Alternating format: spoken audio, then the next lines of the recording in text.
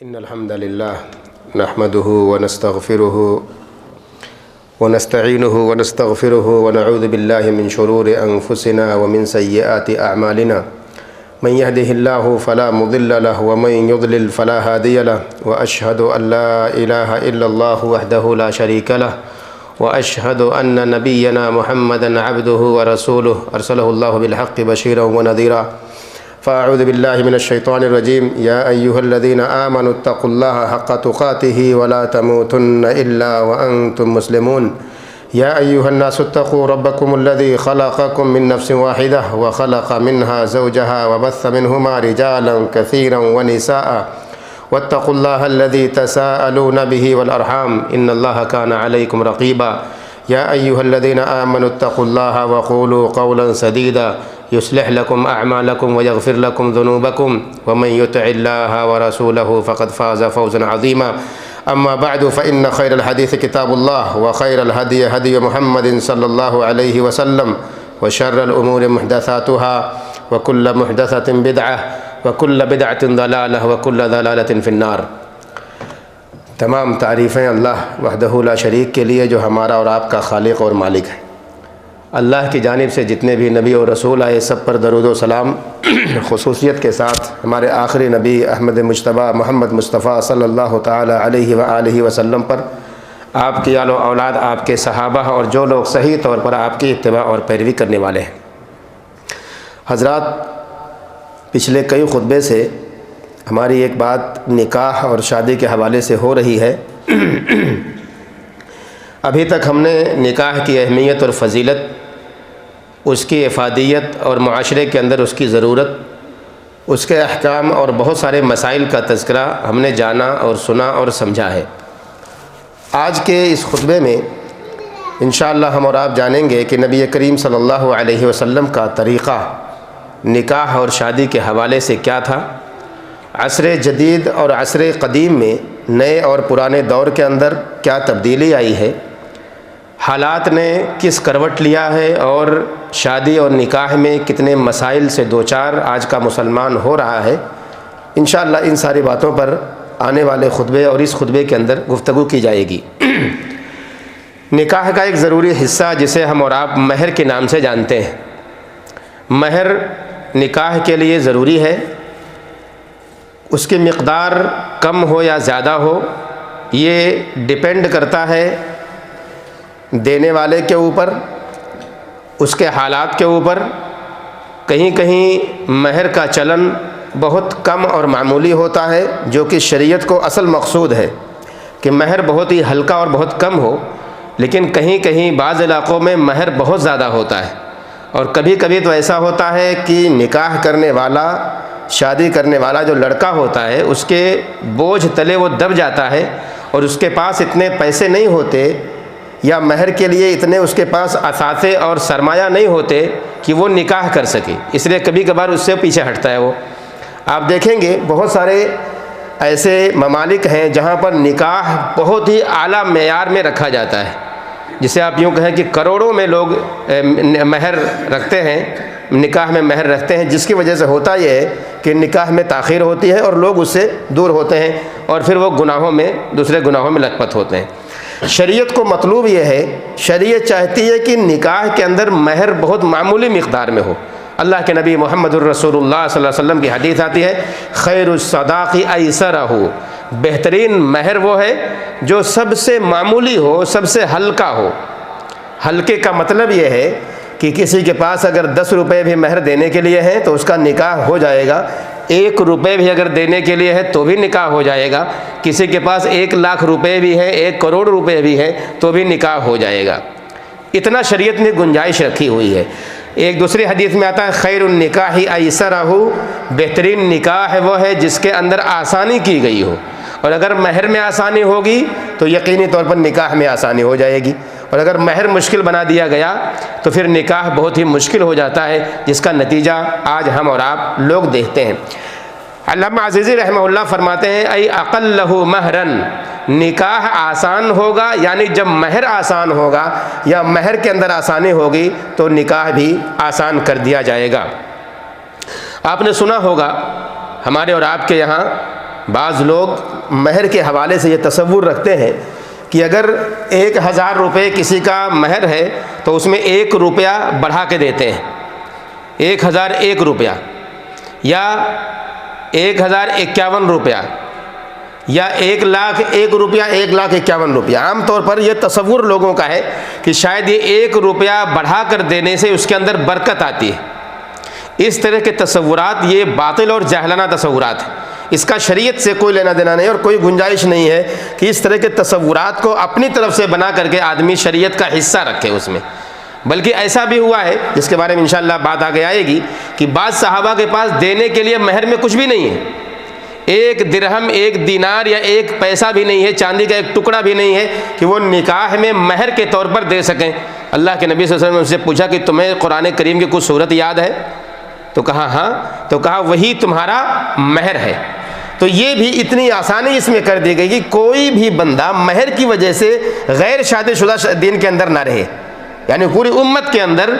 اگر مہر کی وجہ سے کسی پر کوئی پریشانی آ رہی ہے تو شریعت نے اتنا آسان کر دیا کہ مہر کی وجہ سے اس کے مشکلات کی وجہ سے کوئی شادی نہ کرے، ایسا نہیں ہونا چاہیے، اس لیے اس کو آسان بنا دیا گیا۔ دوسرا اہم مسئلہ یہ ہے، نبی کریم صلی اللہ علیہ وسلم کے طریقوں میں سے ایک طریقہ یہ بتایا گیا، سمجھایا گیا کہ نکاح کا اعلان ہونا چاہیے، چپکے سے خاموشی سے نکاح نہیں ہونا چاہیے۔ بہت سارے ہمارے بھائی ہیں جو نکاح کو بند کمروں میں کرتے ہیں، پتہ نہیں کس چوری سے کس ڈر سے کرتے ہیں۔ نکاح کا یہ مقصد نہیں ہونا چاہیے، نکاح کا مقصد ہے اعلان، اس کو بتایا جائے لوگوں کو، کیونکہ وہ خوشی کا ایک اظہار ہے، نبی کریم صلی اللہ علیہ وسلم کے طریقے کا، آپ کے عمل کا ایک اظہار ہے، اور نبی کے طریقے کا اظہار اگر ہو تو اس کا اعلان ہونا چاہیے۔ اسی لیے اس روئے زمین پر سب سے بہترین جگہ کون سی ہے؟ یہ مسجد ہے، اور مسجدوں میں نکاح کرنا یہ بہت ہی بہترین جگہ ہے، یہ ایسا مقام ہے کہ جہاں پر لوگ جمع ہوں اور ان لوگوں کے درمیان متبرک جگہ پر، بابرکت جگہ پر بابرکت عمل اگر کیا جائے تو سب سے بہترین چیز ہے اس کے لیے۔ تو مسجدوں میں نکاح کرنا جو اعلان کی سب سے پیاری جگہ ہے، متقیوں کے بیچ میں، نیک لوگوں کے بیچ میں، یہ سب سے بہترین عمل ہے۔ تو نکاح کا اعلان ہونا چاہیے۔ اللہ کے نبی صلی اللہ علیہ وسلم فرماتے ہیں اعلنوا ھذا النکاح، اس نکاح کا اعلان کرو، بتاؤ لوگوں کی بھائی میری شادی ہو گئی ہے، میری شادی ہو چکی ہے، یا میرے بیٹے کی شادی ہو چکی ہے، شادی ہو رہی ہے، اس کا اعلان ہونا چاہیے۔ اور تیسرا نبی کریم صلی اللہ علیہ وسلم کا طریقہ یا آپ کا عمل یہ رہا ہے کہ نکاح کے بعد ولیمہ کرنا۔ نکاح کے بعد،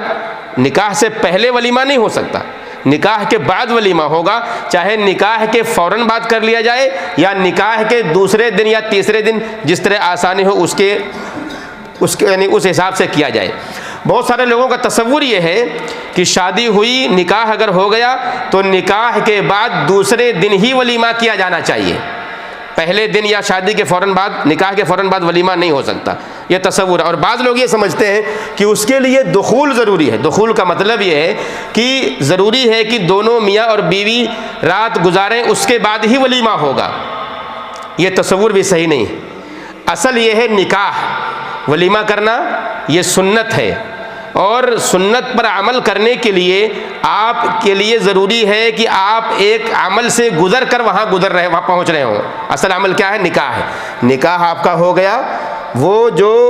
ایجاب اور قبول ہے میاں اور بیوی کے درمیان، وہ اگر واقع ہو گیا تو اس کے فوری بعد بھی ولیمہ کیا جا سکتا ہے۔ لیکن بہتر طریقہ یہ ہے جو بہت سارے فقہا اور بہت سارے محدثین کا عمل اور آپ کی بات رہی ہے کہ آدمی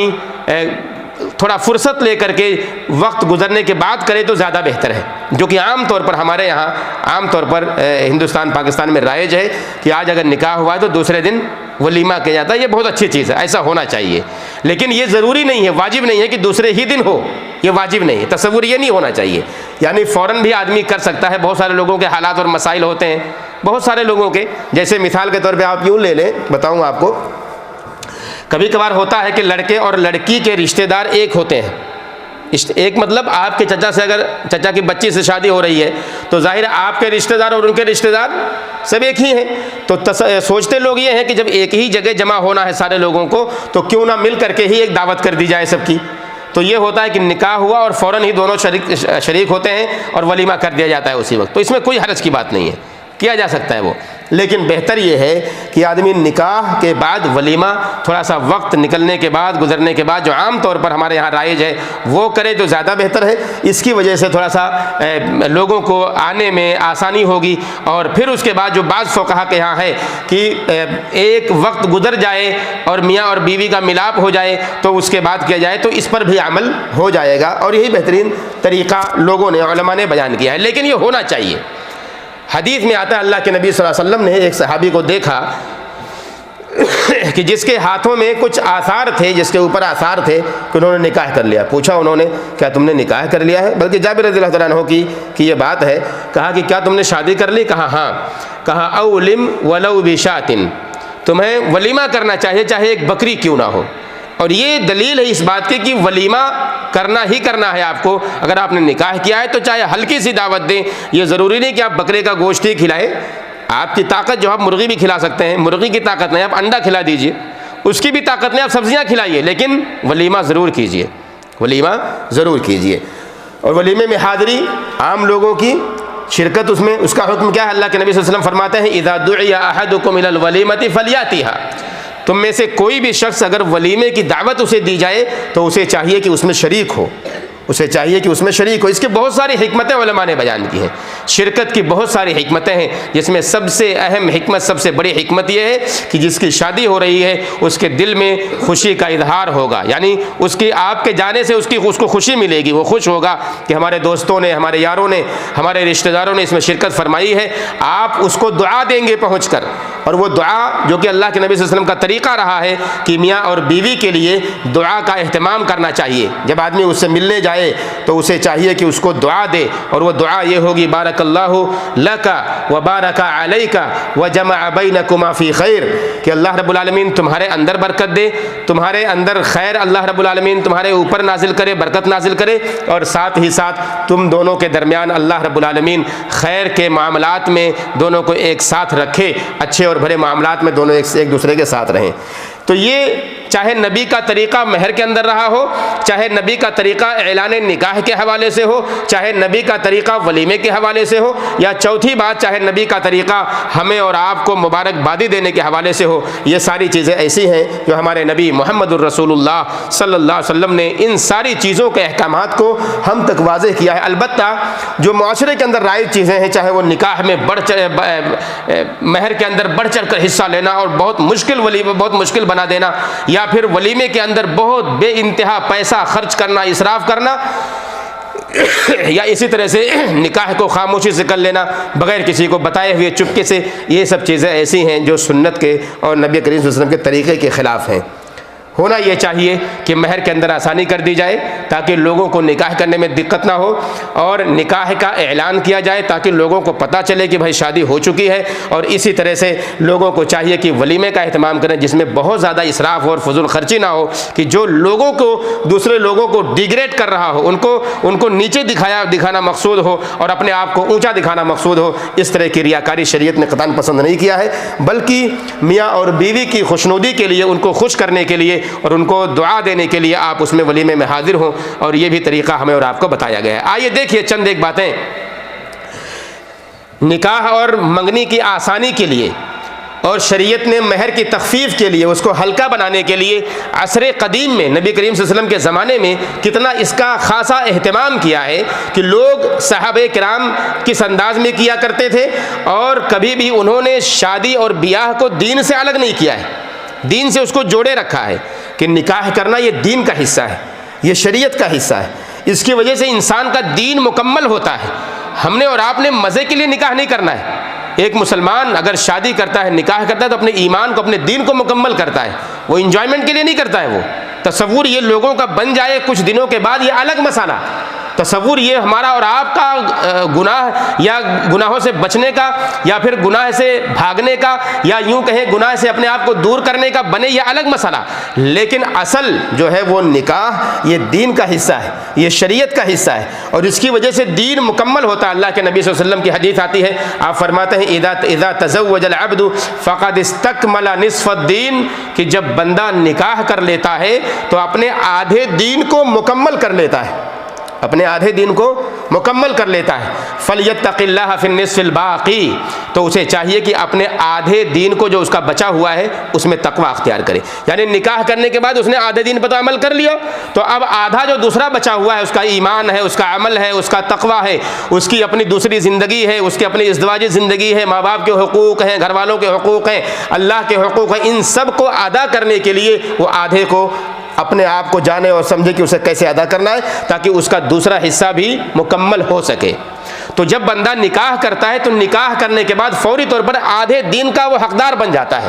اب مکمل جب اسے ہونا ہے تو باقی جو دین کے حصے ہیں اس پر عمل کر لے تاکہ اس کا دین مکمل ہو جائے. زمانے قدیم میں لوگوں کے ہاں شادی کو آسان کرنے کا معیار کیا تھا؟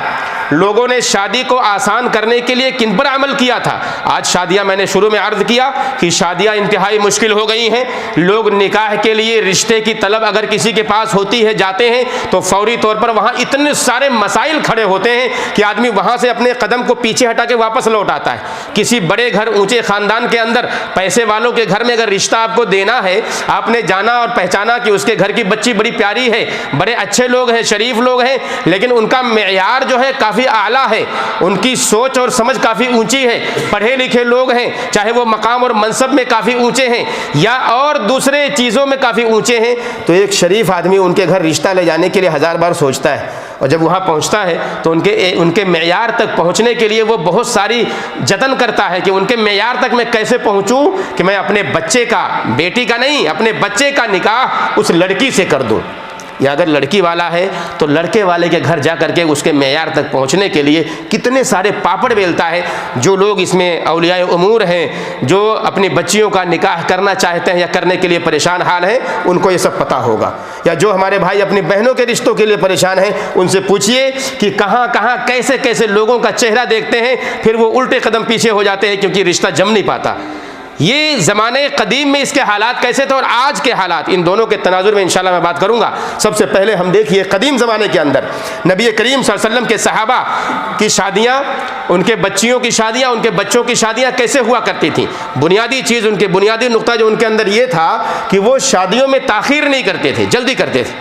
چاہے بچیوں کا نکاح ہو یا بچوں کا نکاح ہو، جیسے ہی وہ بالغ ہوتے فوری طور پر ان کا نکاح کر دیا کرتے تھے. اور یہ سب سے بڑی وجہ ہے معاشرے کے اندر پاکی، عفت اور پاک دامنی کی، کہ اگر نوجوانوں کا نکاح جلدی کر دیا جائے تو معاشرے کے اندر برائیاں ختم ہونے لگتی ہیں. معاشرے کے اندر وہ برائیاں جو زنا کی برائیاں ہیں وہ نہیں پنپ پاتی ہیں. اور آج کی صورتحال یہی ہے کہ جو نکاح میں تاخیر ہوگی تو انسان کے جذبات سے شیطان فوراً کھیلتا ہے، پھر وہ بچوں کو سوشل میڈیا کے اندر ننگا کرتا ہے، ان کو بے لباس کرتا ہے، ان کے مزاج سے، ان کے عمل سے یا ان کے دماغ سے کھیلتا ہے اور ان کو اس قدر رسوا اور ذلیل کرتا ہے کہ پوری دنیا ان کے اس ننگے پن کو دیکھتی ہے. نعوذ باللہ. یہ صورتحال ہے. تو نکاح میں جلدی کرنا یہ زمانے قدیم کے اندر صحابہ کرام کا عمل رہا ہے کہ نکاح میں جلدی کیا کرتے تھے. دوسری اہم بات یہ تھی کہ وہ اپنے نکاح اور شادی میں دینداری اور تقوی کو فوقیت دیتے تھے، دینداری اور تقوی کو ترجیح دیتے تھے کہ بچے یا بچی کا نکاح اگر کرنا ہے تو وہ یہ ڈھونڈتے تھے کہ بچہ یہ دیندار ہے کہ نہیں ہے، یہ بچی صوم و صلات کی پابند ہے یا نہیں ہے، دینداری اور اخلاق کا اس کے اندر پیکر ہے یا نہیں ہے. یہ سوچ کر وہ نکاح اور شادیاں کیا کرتے تھے، نہ کہ آج کے زمانے کے حساب سے، جس کے بارے میں انشاءاللہ اگلے خطبے میں گفتگو کروں گا، آج نہیں، کہ آج کے زمانے میں لوگوں نے معیار کس کو بنایا ہے؟ پیسے کو معیار بنایا ہے. پیسہ سب کچھ، پیسہ، پراپرٹی، دولت ہے تو نکاح کے لیے کتنے سارے آدمی طریقے اپناتا ہے کہ میرے بچی کا یا میرے بیٹے کی شادی وہاں ہو جائے. ایسا صحابہ کرام کے زمانے میں نہیں تھا. حسن بصری رحمہ اللہ سے کسی نے کہا کہ میں فلاں سے میری بچی کی شادی، کئی جگہوں سے رشتہ میری بچی کے لیے آیا ہوا ہے، میں شادی کروں یا نہ کروں. کسی نے امام حسن بصری سے کہا کہ میری بچی کا رشتہ کئی جگہوں سے آیا ہے، میں اپنی بیٹی کی شادی وہاں کروں یا نہ کروں، یا معیار کیا ہونا چاہیے. حسن بصری رحمہ اللہ کہتے ہیں، کہا ممن یتق اللہ، کہا تم اس سے اس کا نکاح کرو جو ان میں سے اللہ سے ڈرنے والا ہو، اللہ کا خوف جس کے سینے میں ہو، اس سے تم اپنی بچی کا نکاح کرو. کیوں؟ اس کی وجہ کیا ہے؟ یہ بہت عظیم ہے ہمارے اور آپ کے سمجھنے کے لیے، سارے مسلمانوں کو سمجھنے کے لیے، کہ اگر وہ ڈرنے والا ہوگا تو امام بصری رحمہ اللہ کہتے ہیں فَإِنْ أَحَبَّهَا أَكْرَمَهَا، اگر وہ ڈرنے والا ہوگا تو لازمی طور پر تمہاری بیٹی سے وہ محبت کرے گا، اور اگر وہ محبت کرے گا تو اس کی عزت کرے گا، اس کا اکرام کرے گا، اس کو ذلیل اور رسوا نہیں کرے گا۔ اور کہا وَإِنْ أَبْغَضَهَا لَمْ يَظْلِمْهَا، اور اگر وہ محبت اس سے نہیں کرے گا، اسے پسند نہیں کرے گا، اسے بغض رکھے گا، اسے ناپسند کرے گا، تو اپنے تقوی کی بنیاد پر اس پر کبھی ظلم نہیں کرے گا۔ آج صورتحال کیا ہے اندازہ کیجئے آپ، شادیاں ہو جاتی ہیں، رشتے ہو جاتے ہیں،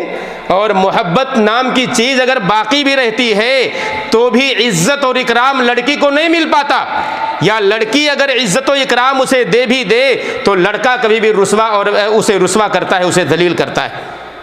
اور اگر ناپسندیدگی کی بات آ جائے تو ظلم کی تو انتہا ہو جاتی ہے۔ اگر ناپسند کر لے دونوں ایک دوسرے کو تو ظلم کی انتہا ہو جاتی ہے، دونوں طرف سے ظلم ہوتے ہیں اور معاملات کورٹ کچہری میں پہنچتے ہیں، جہاں مسلمانوں کو ہم اور آپ کو ذلیل و رسوا کیا جاتا ہے۔ یہ صورتحال ہے موجودہ معاشرے کی۔ تو ہونا یہ چاہیے کہ دینداری سب سے اہم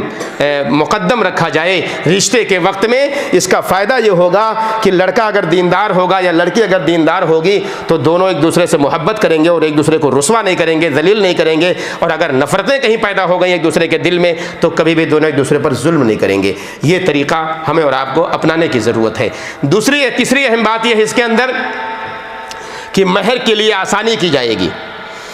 زمانے قدیم میں لوگ مہر کو بڑا آسان سمجھتے تھے، ان کے لیے بالکل مشکل نہیں تھا۔ شادی کا رشتہ کہیں اگر دینا ہے تو ان کے لیے پریشان ہونے کی ضرورت نہیں تھی کہ اگر مجھے نکاح کرنا ہے اپنی بیٹی کا تو میں کہاں سے اتنا پیسہ لاؤں گا، جہیز کی شکل میں اسے دوں گا، بلکہ آسانی مہر کے لیے ہوتی تھی۔ کہا وَخَيْرُ صَدَاقِ أَيْسَرَهُ، بہترین مہر وہ ہے کہ جو سب سے ہلکا ہو،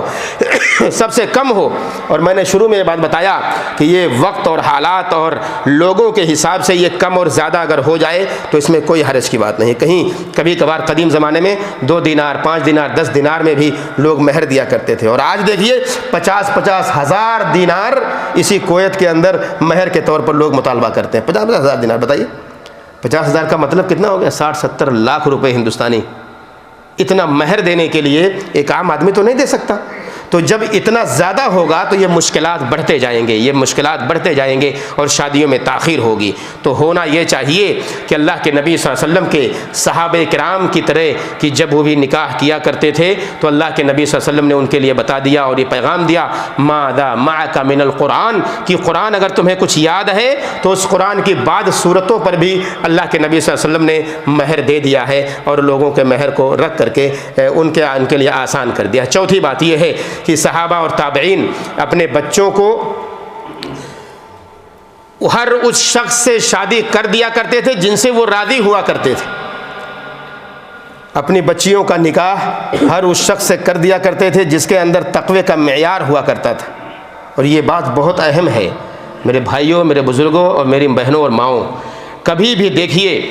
اگر اپنی بیٹی کا یا اپنی بہن کا نکاح کرنا ہو تو معیار جو بنائے آپ تقوی کو بنائیے، اللہ کے لیے تقوی کو بنائیے۔ وہ کبھی بھی آپ کی بیٹی کو کبھی رسوا نہیں کرے گا اگر وہ دیندار ہوگا۔ اور حدیث ہے اس کی، حدیث میں آتا ہے، فرماتے ہیں اذا اتاکم من ترضون دینہ وخلقہ فزوجوہ، کہا کہ تم اگر کسی کے دین سے اور اس کے اخلاق سے اگر راضی ہو جاؤ اور وہ شخص رشتہ تمہارے لیے لے کر آ رہا ہو تمہاری بیٹی کا یا تمہاری بہن کا تو تم اس سے نکاح کر دو، اس سے شادی کر دو۔ اور کہا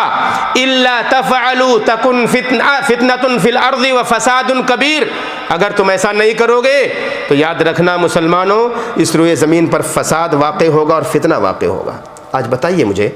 جائزہ لیجئے آپ، گھروں کے اندر نکاح کے بعد چند مہینوں چند سالوں کے بعد طلاق کی شرح کیوں بڑھ رہی ہے؟ یہ طلاق کے مطالبات یا خلا کے مطالبات کیوں ہو رہے ہیں؟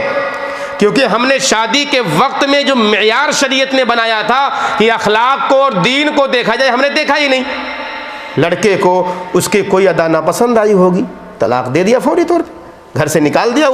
اسے رسوا کر دیا، معاشرے کے اندر اسے ذلیل کر دیا۔ نکاح کے بعد طلاق ہو گیا، اس لڑکی پر کیا گزرتی ہے؟ اندازہ نہیں ہوگا، انشاءاللہ میں اگلے خطبے میں بات کروں گا اس کے حوالے سے تفصیلی طور پر۔ تو یہ صورتحال آج کے زمانے میں ہمارے اور آپ کے سامنے پیش ہے کہ لوگوں نے معیار جو بنایا وہ دولت کو بنایا، وہ اللہ کے لیے تقوی اور دین کو یا اخلاق کو نہیں بنایا کہ جو ہمارے لیے ضروری تھا۔ اسی لیے ہمارے لیے ضروری ہے کہ دینداری کو سب سے پہلے ترجیح دے دیا کریں۔ کوئی بھی عورت، میں نے پچھلے ہفتے یا پچھلے خطبے میں بھی یہ بات کہی تھی، کوئی بھی لڑکی یا عورت اگر کسی کے اندر کوئی صلاح دیکھتی ہے، کوئی خیر دیکھتی ہے اور اس سے نکاح کی رغبت رکھتی ہے تو اولیاء امور کو چاہیے کہ اس کی رغبت کا خاص خیال کریں۔ ہمارے ہاں یہ معیوب سمجھا جاتا ہے، معیوب سمجھا جاتا ہے۔ زمانے قدیم میں ایسا معیوب نہیں تھا اللہ کے نبی سے، یہ زمانے قدیم کی باتیں میں کر رہا ہوں۔ اللہ کے نبی صلی اللہ علیہ وسلم کے زمانے میں ہوتا یہ تھا کہ لوگ یا عورتیں آ کر کے اپنے آپ کو اللہ کے نبی صلی اللہ علیہ وسلم پر پیش کرتے تھے کہ اللہ کے رسول مجھ سے نکاح کر لیجئے۔ یہ کوئی عیب کی بات نہیں تھی، وہ نہ تو نبی کے لیے عیب کی بات ہے، نہ ہی عام آدمی کسی کے لیے عیب کی بات نہیں ہے۔ تو یہ اس کے بعد سمجھنا ضروری ہے کہ جو میرے اوپر پیش اپنے آپ کو کر رہا ہے وہ کیسا ہے، اخلاق والا ہے، دین والا ہے کہ نہیں، اس کے بارے میں ہمیں اور آپ کو سمجھنا ضروری ہے۔ اور اسی طرح سے ہمیں چاہیے کہ ہم اور آپ شادی اور رشتہ تلاش کرتے وقت سب سے پہلے دینداری کو ترجیح دیتے ہوئے شکل و صورت یا پھر جاہ و منصب، ان کے نسب اور ان کے احوال کو بعد میں جانیں اور سمجھیں۔ یہ چند باتیں ہیں جو زمانے قدیم میں لوگ خصوصی طور پر اس کا خیال رکھتے تھے۔ انشاءاللہ موجودہ زمانے کے احوال اور پھر منگنی اور اس کے تعلق سے انشاءاللہ آگے آنے والے خطبوں میں گفتگو کی جائے گی۔ اللہ سے دعا کرتا ہوں کہ اللہ رب العالمین ہم تمام مسلمانوں کو نبی کے طریقے پر سارے اعمال کو کرنے کی توفیق دے۔ ہم جو کچھ بھی معاملات کریں وہ اللہ کے نبی صلی اللہ علیہ وسلم کے طریقے کے مطابق ہو۔ اے اللہ تعالی ہم سارے مسلمانوں کو دین پر چلنے والا بنا دے، دیندار بنا دے، نیک اور صالح بنا دے۔ ہمارے سارے کام اچھائیوں کے ساتھ ہوں، برائیوں سے اللہ ہم سب کو دور کر دے، گناہ سے ہم سب کو دور کر دے، بدعت اور شرک سے ہم سب کو دور کر دے۔ جب تک زندہ رکھ اسلام پر ہمارا خاتمہ ہو تو ایمان پر ہو۔ آمین رب العالمین، وصلی اللہ وسلم علی نبینا محمد وعلی آلہ وصحبہ اجمعین۔